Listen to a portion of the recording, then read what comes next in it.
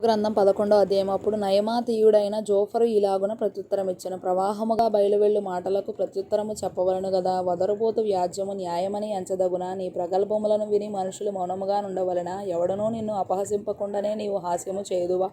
నా ఉపదేశము నిర్దోషమనియు దేవా నీ దృష్టికి నేను పవిత్రుడననియు నీవనుచున్నావే. దేవుడు నీతో మాట్లాడిన మేలు, ఆయనే నీతో వాదించిన మేలు, ఆయనే జ్ఞానరహస్యములు నీకు తెలియజేసిన మేలు.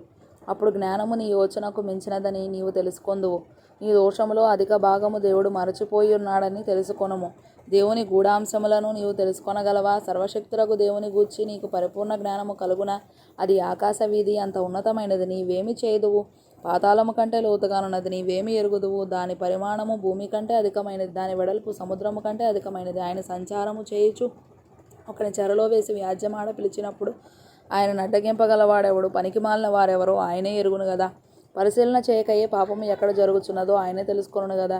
అయితే అడవి గాడిద పిల్ల నరుడై పుట్టిన నాటికి గాని బుద్ధిహీనుడు వివేకి కాడు. నీవు నీ మనస్సును తిన్నగా నిలిపిన ఎడల, నీ చేతులు ఆయన వైపు చాపిన ఎడల, పాపము నీ చేతిలో నుండుట చూచి నీవు దాన్ని విడిచిన ఎడల, నీ గుడారములలో నుండి దుర్మార్గతను నీవు కొట్టివేసిన ఎడల, నిశ్చయముగా నిర్దోషివై నీవు సంతోషించదు. నిర్భయుడవై నీవు స్థిరపడి ఉందువు. నిశ్చయముగా నీ దుర్దశను నీవు మరచెదవు. దాటిపోయిన పారు నీటిని జ్ఞాపకము చేసుకొనున్నట్లు నీవు దానిని జ్ఞాపకము చేసుకొనెదవు. అప్పుడు నీ బ్రతుకు మధ్యాహ్న కాల తేజస్సు కంటే అధికముగా ప్రకాశించును. చీకటి కమ్మినను అది అరుణోదయము వలె కాంతిగా నుండును. నమ్మకమునకు ఆస్పదము కలుగును గనక నీవు ధైర్యముగా ఉందువు.